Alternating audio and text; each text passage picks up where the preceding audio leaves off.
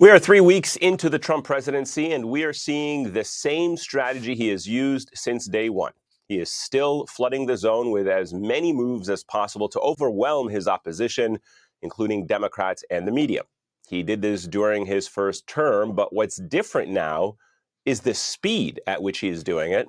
Since Inauguration Day, he has signed 54 executive orders. They target everyone in this country, transgender Americans and immigrants. They threaten constitutional changes, dismantling anti-racism initiatives. They pause foreign aid, you name it, he's doing it. And many of them have paved the way for the blatant power grabs happening right now, which brings me to the biggest difference. Elon Musk, someone who is not appointed by the president, nor confirmed by the Senate to head any of the arms of our government. He is now running this brand new made-up department called DOGE. But it's not just Musk clawing his way through all the way to do Trump's dirty work. No, it's the team that Musk has hired himself, the same people Trump can't stop praising. Listen to what he said when a journalist asked him about what many view as Musk's unlawful power grab and whether there's anything Musk cannot touch.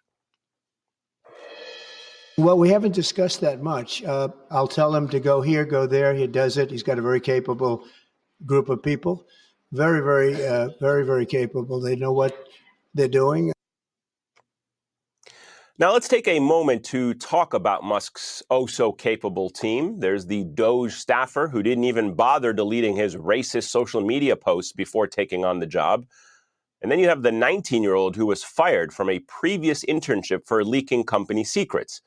And many of his employees came from SpaceX or X or have job descriptions so vague, they're irrelevant.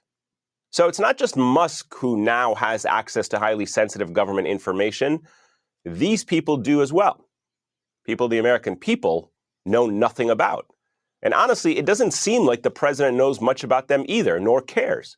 Even with Musk in this role, Trump's intent hasn't changed. He and MAGA are flooding the zone to make it appear like he's fulfilling campaign promises, regardless if his actions stick. Take birthright citizenship, for example. Trump claimed he'd undo it on day one, but his executive order is now struck down in multiple courts. And same goes for his attempt to dismantle American institutions. Again, take USAID, for example. U.S. employees, yes, they are recipients of foreign aid. They're still at risk, no doubt. But courts have intervened. Our guardrails, for now, seem to be working. Now, Musk is threatening to take over the Department of Education. And that was a direct order from Trump. But he also added another department to Elon's list, one that could create a rift in between Musk and MAGA. I've instructed him to go check out education, to check out the Pentagon, which is the military. And, sadly, you'll find some things that are pretty bad. But I don't think proportionally you're going to see anything like we just saw. Now, so far, Musk has gone after the easiest targets, the smallest agencies, the low-hanging fruit of the federal budget, USAID and perhaps the Department of Education, the Department of Labor, and so on. Agencies that, if you actually add them all up, barely make 1% of total federal spending. Now, if DOGE was really about trimming costs, the Pentagon would have been first on its list. The Department of Defense takes up one of the largest chunks of our federal budget, between 13 to 20%. Billions of taxpayer dollars flow through it. It has never fully passed an audit. And it's not just new weapons and military gear we're talking about here. The DoD has spent millions on crab and lobster, $9,000 on a chair, thousands on fancy toilet seat covers. And that was all during Trump's first term in office. And of course, the DoD is notorious for wasting maybe trillions in overseas wars. Yet Musk isn't saying that this department doesn't exist like he did on X with the Department of Education. In fact, since Trump's comments last night, he actually hasn't said anything about the Pentagon. And I wonder why. Musk's silence suggests he's not thrilled about where this may be heading for him. Maybe it's because the DoD has billions of dollars in contracts with Musk's own companies.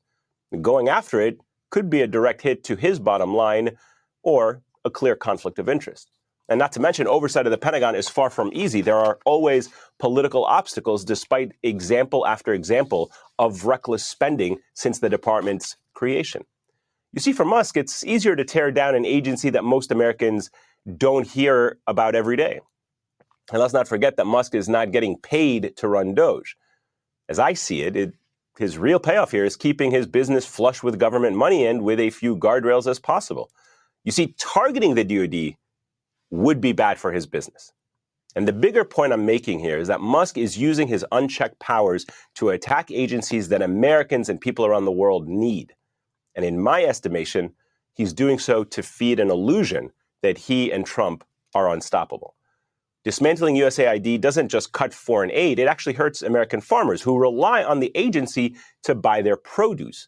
Dismantling the Department of Education strips access to critical resources to kids in this country, kids with disabilities, and to funding to rural districts who need help, the very districts that handed Trump the presidency and who he claims